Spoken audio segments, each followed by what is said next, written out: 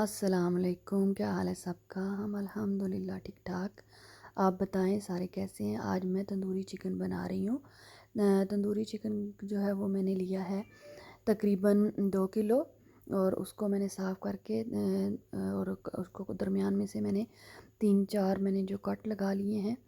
और उसके बाद ये मैंने ग्रीक स्टाइल का थिक योगर्ट लिया हुआ है। ये तकरीबन 1 कप है।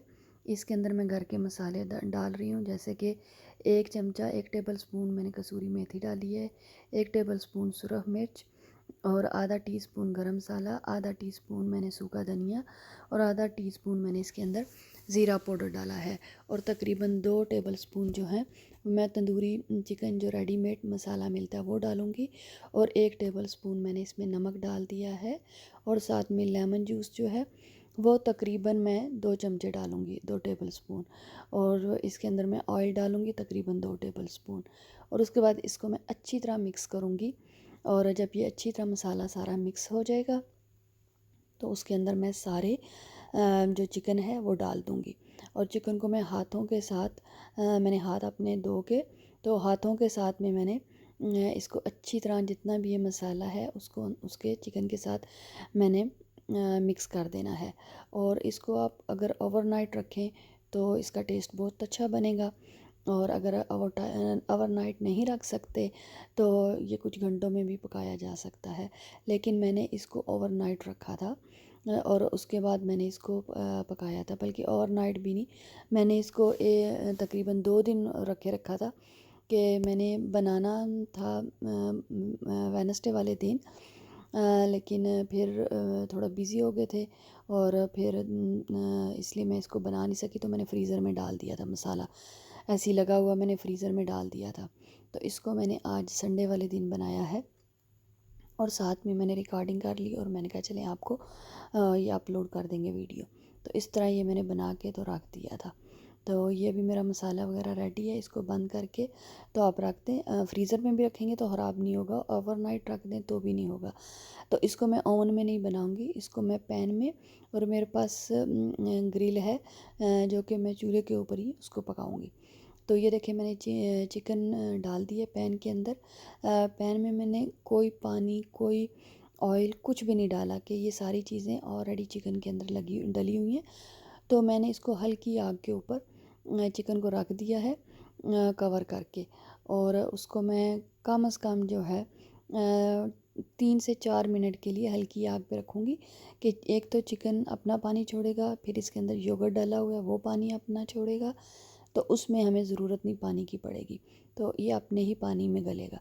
तो इसको मैंने देखें अभी इसमें पानी छोड़ दिया, इसको मैं हिला के तो इसको दोबारा ढक के इसको पकने के लिए छोड़ दूँगी। तो इसको 2-3 दफ़ा हिलाना है, और उसके बाद आग को शुरू में आग जो है बिल्कुल मीडियम रखनी है, बाद में फुल कर देनी है, कि ये अपने ही पानी में गल भी जाए और इसका पानी जो है वो सूख भी जाए। तो इस तरह जो ही पानी सूखेगा तो फिर मैं इसका अगला प्रोसीजर जो है वो मैं बताऊंगी। और साथ साथ आपने इसको हिलाते रहना है, और जो जो आप हिलाते रहेंगे उतना ही ये मज़े का बनेगा। तो उसको आप अच्छी तरह देख लें कि इसका पानी सूख गया है। तो फिर उसके बाद आपने ग्रिलर ले लें, नहीं तो इसी में इसी को ड्राई कर लें तो भी चलेगा, नहीं तो आप तवे के ऊपर भी हल्का सा ऑयल डाल के तो तवे के ऊपर भी इसको पका सकते हैं। तो ये देखिए मेरे पास ग्रिलर है, एक ट्रे सा है ग्रिल की टाइप का, इसमें मैंने थोड़ा सा ऑयल डाला है और फुल आग मैंने इसको छोड़ दिया है।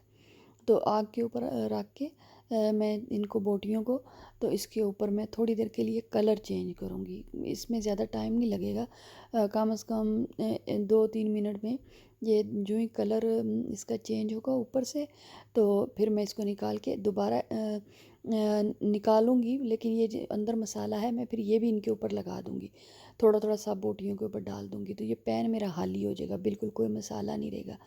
तो यूँ ही मेरा जो ग्रिल है उसके ऊपर वो दोनों तरफ से जब पक जाएगा, कलर चेंज हो जाएगा, तो मैं इसी पैन में दोबारा जो है इन बोटियों को रख लूँगी, कि दूसरी तरफ मैंने बाकी जो खाना बनाना है जिसके साथ सर्व करना है वो मैं खिचड़ी बना रही हूँ। तो उसके साथ में मेरा योगर्ट का रायता है, और साथ में सैलिड है, और ये मैंने चिकन बनाया है। और कल जो है बेटी ने पालक चिकन बनाया हुआ था, वो भी है। तो ये सारी चीज़ों के साथ मैं इनको सर्व करूँगी। तो वो चीज़ें बाकी तो नहीं मैं दिखाऊंगी, लेकिन सिर्फ आज मेरा तंदूरी चिकन का ही रेसिपी अपलोड करने का था, तो इसलिए मैंने सिर्फ चिकन तंदूरी चिकन को ही मैंने दिखाना है। तो इस तरह सब को अच्छी तरह पलटते जाएंगे, और जब ये रेडी हो जाएगा इस पैन में डाल देंगे तो मेरा चिकन रेडी है। आप लोग ज़रूर ट्राई करें, बहुत आसान रेसिपी है बग़ैर ओवन के। तो उम्मीद करती हूँ आपको पसंद आएगी। इसी के साथ इजाज़त, अल्लाह हाफिज़।